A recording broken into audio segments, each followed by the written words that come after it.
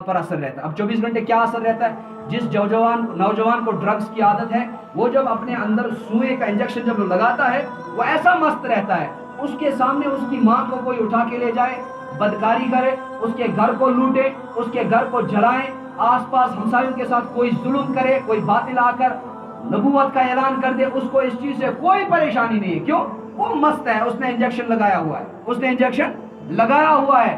24 گھنٹے کے بعد جب اسے ہوش آتا ہے، ہوش آنے کے بعد اس کو ایسی لت پڑ جاتی ہے، اس کے دماغ میں ایسی خارش شروع ہو جاتی ہے، اس کی آنکھوں میں، دل میں ایسی خارش شروع ہو جاتی ہے، جب تک وہ دوسرا انجیکشن نہ لگائے تب تک اسے چین نہیں آتا۔ پھر وہ کیا کرنے پہ آتا ہے؟ کئی ماں کی چوری، کئی باپ کی چوری، کئی بہن کی چوری۔ ایسا ہی وہ نوجوان تھا۔ کیا ہوا؟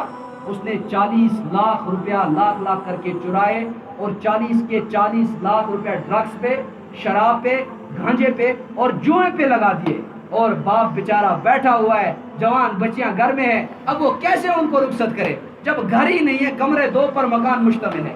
دوسرا واقعہ سنو، اس نشے نے نوجوان نے کتنی تباہی پھیلائی اگر میں اور آپ فکر نہیں کریں گے۔ کشمیر کا ہی دوسرا واقعہ ہے، ایک باپ غریب تھا، تھوڑے تھوڑے پیسے جمع کر کے 3 سال جوان بیٹی تھی گھر میں۔ پتہ ہے آج کے عرف کے مطابق امیروں نے اتنی زیادتی کی، اتنا خرچہ کیا کہ لاکھوں روپے شادی پہ خرچہ کیا اور غریب کے لیے مہنگا کر دیا۔ اب غریب مجبور ہو جاتا ہے، یا تو وہ کرسچن بنے گا، یا تو قادیانی بنے گا، یا کسی غلط راستے سے پیسہ وصول۔ کیوں؟ اس بیچارے کو بھی بیٹی رخصت کرنی ہے۔ لیکن یاد رکھنا، تمہارا پڑوسی اگر غریب ہے اور تم شادی پہ 50 لاکھ روپیہ خرچ کرتے ہو، ممکن ہے تمہاری شادی اچھی ہو جائے گی، ممکن ہے تم نے خرچہ بہت کیا، تمہارے یہاں وازوان اچھا بنے گا، لیکن یہ جو غریب ہے، جس کے پاس 1 لاکھ کی بھی طاقت نہیں ہے، اگر اس کے دل سے آہ نکل گئی تو تمہارے 50 لاکھ تباہ و برباد ہو جائیں گے، تمہاری بچی کی زندگی بھی تباہ و برباد ہو جائے گی، تمہارے داماد کی زندگی بھی تباہ و برباد ہو سکتی ہے۔ کیوں؟ تم نے اس غریب کا دل توڑا۔ اب یہ غریب اپنی بچی کی 50 لاکھ کی تو نہیں کروا سکتا ہے، لیکن یہ بھی 10 لاکھ تک پہنچنے کی کوشش کرے گا، لیکن اس کی دیہڑی کی مزدوری 300 ہے، 10 لاکھ کہاں سے لائے گا؟ ضرور ہے یہ مخبری کرے گا، یا 2 نمبری کام کرے گا، یا شراب بیچے گا، یا چرس بیچے گا، کوئی نہ کوئی 2 نمبر کام کر کے یہ 10 لاکھ اکٹھے کرے گا۔ اپنی بچی کو بھی 2 گاڑیاں، اس میں بیڈ، لاکر، فریج وغیرہ وغیرہ وغیرہ یہ بھی ساتھ بھیجے گا۔ کیوں؟ اس نے بھی معاشرے میں ناک رکھنی ہے۔ یہ میری اور آپ کی غلطی ہے۔ اسی طرح کا وہ غریب باپ تھا، اس نے کیا کام کیا؟ تھوڑے تھوڑے پیسے جمع کیے، اپنی بیوی کے حوالے کرتا گیا، اپنی بیوی کے حوالے کرتا گیا، اور 4 سال کے بعد اس نے اپنی بیوی سے کہا کہ جو بھی پیسے آج تک آپ کو حوالے کرتا رہا، ذرا وہ دیکھیں کتنے جمع ہو گئے۔ وہ تھیلی لائے، ان کو اپنی جگہ ایک اندازہ تھا، ہو گیا تھا اپنی جگہ ایک اندازہ ان کو کہ 4-5 لاکھ ہو گئے ہوں گے۔ جب بیوی نے تھیلی لائی تو تھیلی میں 50,000 روپے۔ کتنے ہیں؟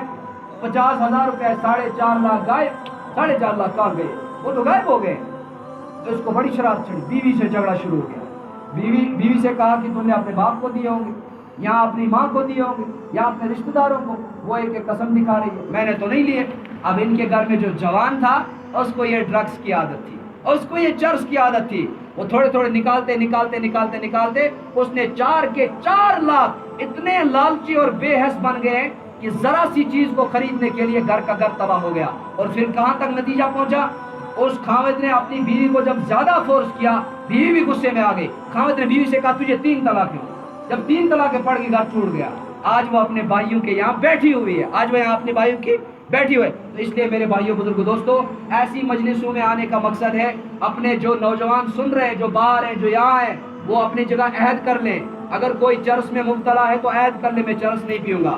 کوئی شراب میں مبتلا، اللہ بچا ایسا نہ ہو کوئی، لیکن میں بتاتا ہوں میرے معاشرے کا حال ہے، مجھے پتا ہے برہمن کی ویکنسی کیا ہے، خاموا کی کیا ہے۔ مجھے ایسے بھی کوئی بتا دے پھر کیا ہوا، مجھے پتا ہے برہمن میں کتنے چرسی ہے، خاموا میں کتنے ہیں، ناڑی بل میں کتنے ہیں، بلاما میں کتنے ہیں۔ مجھے کیا کریں گے؟ زیادہ سے زیادہ ممبر پہ نہیں بیٹھنے دی، اور کیا کر سکتے ہیں؟ لیکن یہ برا کام ہے، میں برے کام کے خاتمے کے لیے آواز بنوں گا۔ اللہ کے یہاں تو کم از کم اتنا کہہ سکوں گا، یا اللہ میں صدا دیتا رہا، میں بولتا رہا اس برے نشے پر۔ لیکن اگر کسی نے نہیں سنی وہ اس کی غلطی ہے، کسی نے نہیں مانی وہ اس کی غلطی ہے۔ مجھے پتا ہے پولیس بھی کچھ نہیں کر رہی، مجھے پتا ہے کوئی محکمہ کچھ نہیں کر رہا ہے۔ سارے محکمے چاہتے ہیں کہ نوجوان نسل تباہ ہو جائے اور دین محمدی کی عظمت ان کے دلوں سے نکل جائے، اور ہم کیا کریں؟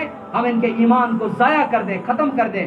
اس پہ ایک آخری بات کر دوں، لیکن مسلمان بڑا قیمتی ہوتا ہے، چاہے وہ شرابی ہو، جواری ہو، نشے والا ہو، چاہے کچھ بھی ہو وہ، لیکن پھر بھی وہ قیمتی ہے۔ کیا ہے؟